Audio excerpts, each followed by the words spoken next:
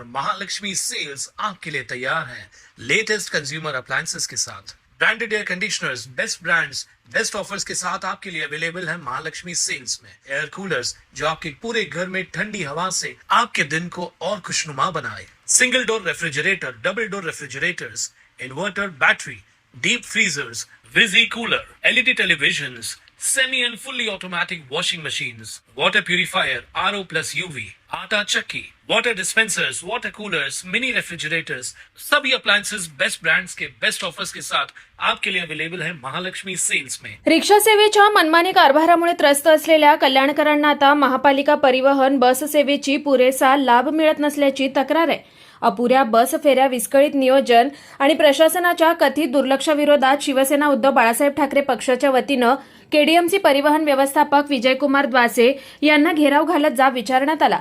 शिवसेना ठाकरे गटाचे उपनेते विजय साळवी यांच्या नेतृत्वाखाली गुरुवारी दुपारी कल्याण पश्चिम येथील शंकरराव चौक येथील परिवहन मुख्यालयात हे आंदोलन करण्यात आलं। यावेळी उपनेते विजय साळवी, अल्ताफ शेख, जिल्हा प्रमुख अल्पेश भोईर, शहर प्रमुख बाळा परब, गटनेते उमेश बोरगावकर यांच्यासह नगरसेवक, पदाधिकारी, कार्यकर्ते उपस्थित होते। यावेळी उपनेते विजय साळवी यांनी संतप्त होत परिवहन व्यवस्थापक विजयकुमार द्वासे यांना चांगलंच फैलावर घेत जाब विचारला। कर भरूनही नागरिकांना सक्षम आणि नियमित बस सेवा का मिळत नाही? उपलब्ध साधन सामग्री असूनही पुरेशा बस रस्त्यावर का धावत नाहीत असा सवाल आंदोलनकर्त्यांनी उपस्थित केला। विजय साळवी यांनी सांगितलं की नागरिकांना दररोज प्रवासासाठी मोठ्या त्रासाला सामोरं जावं लागतंय। परिवहन प्रशासनाला या विस्कळीत कारभाराचा जाब विचारून कल्याणकरांना नियमित, सुरळीत, विश्वासार्ह आणि पुरेशी बस सेवा उपलब्ध करून देण्याची मागणी करण्यात आली आहे। हे आंदोलन कोणत्याही एका व्यक्तीचं किंवा संघटनेचं नसून कल्याणकरांच्या सार्वजनिक वाहतुकीच्या हक्कासाठी लढाई आहे असं साळवी यांनी सांगितलंय।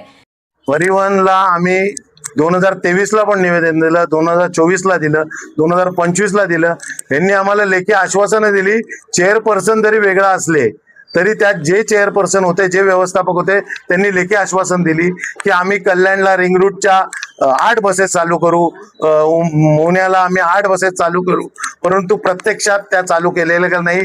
मोहण्यासारख्या परिसरात जो महिला वर्ग आहे, कंपन्या बंद पडल्यानंतर महिला वर्ग घरकाम, घरातली कामं करण्यासाठी खडकपाडा, योगीधाम या विभागात येतात। तिकडनं त्यांना रिक्षा परवडत नाही। त्याच्यासाठी आम्ही मागच्या वेळेला रिक्वेस्ट केलेली, यांनी आम्हाला आश्वासन, पण त्याही पण रिक्षा त्यांनी कागदोपत्री 4 दाखवले, आम्ही बस देतो 4, परंतु ऍक्च्युअली 2च त्या असतात आणि 2 ते वेगळ्या मार्गावर वळवले जातात। म्हणजे त्यांना ते मिळत नाही, त्यांना ते रिक्षाचे जे 100 रुपये 150 रुपये भाडं परवडत नाही आणि त्यांच्यासाठी आम्ही रिक्वेस्ट ती पण पूर्ण केली नाही।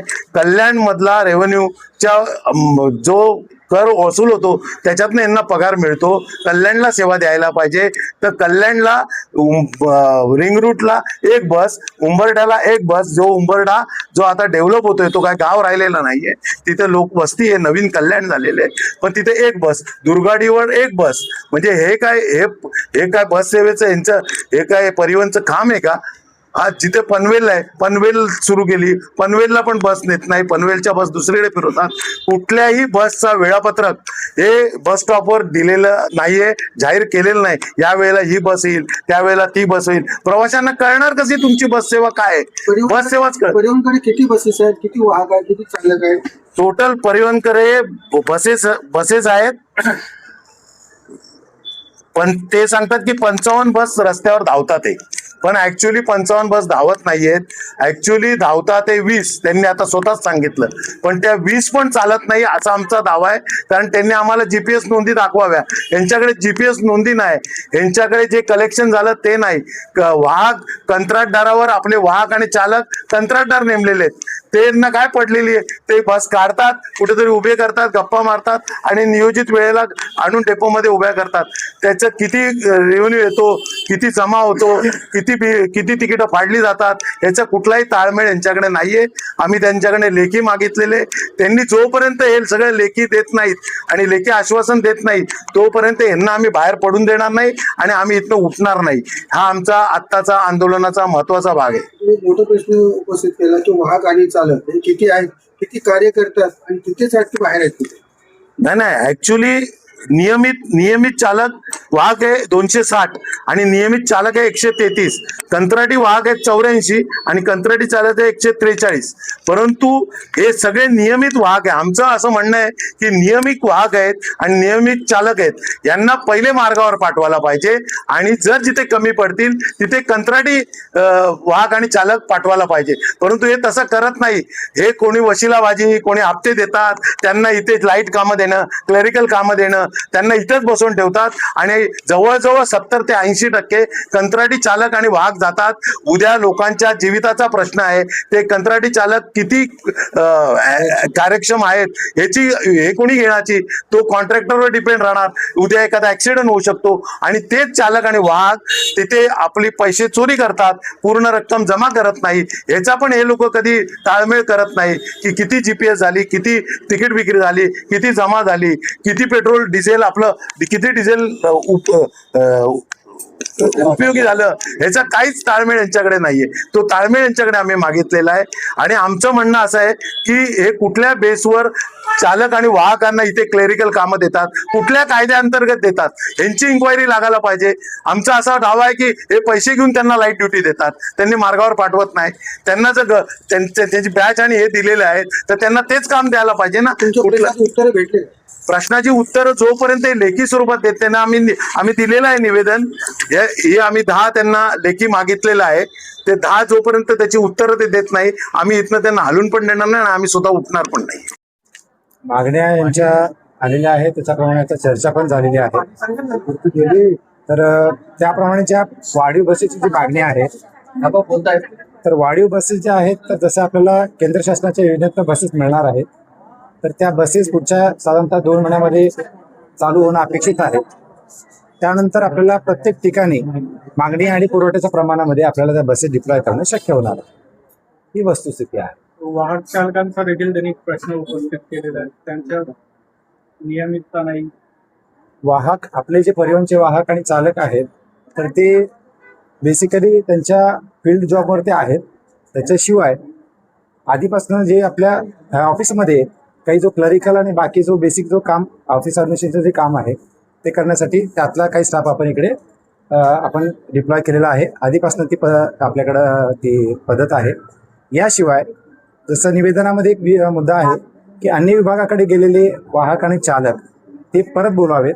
तर त्याच्या संबंधाने आपण 2 महिन्यापूर्वी ती गोष्ट हाती घेतली होती.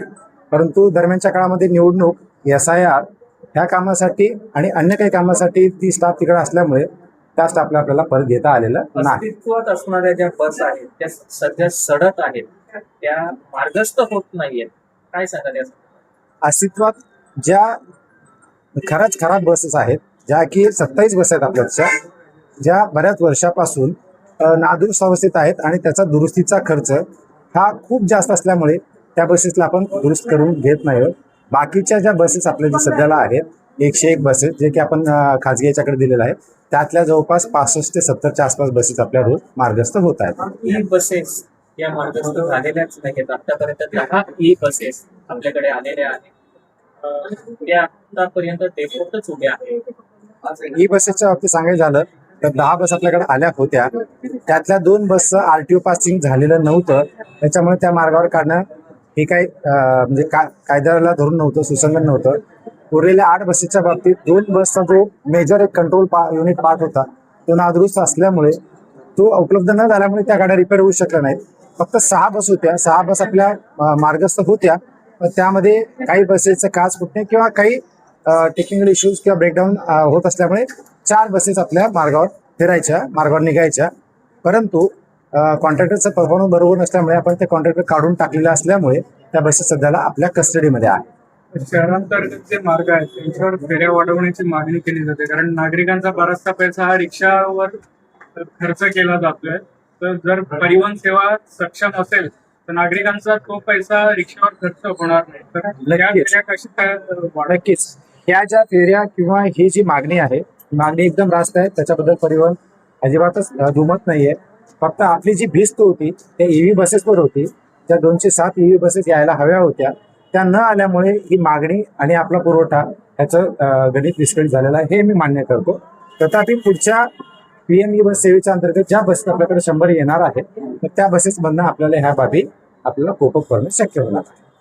कुणाल म्हात्रे, स्वानंद मीडिया, कल्याण. ताज्या घडामोडींसाठी स्वानंद न्यूजला सबस्क्राईब करा आणि बेल आयकॉनवर क्लिक करा.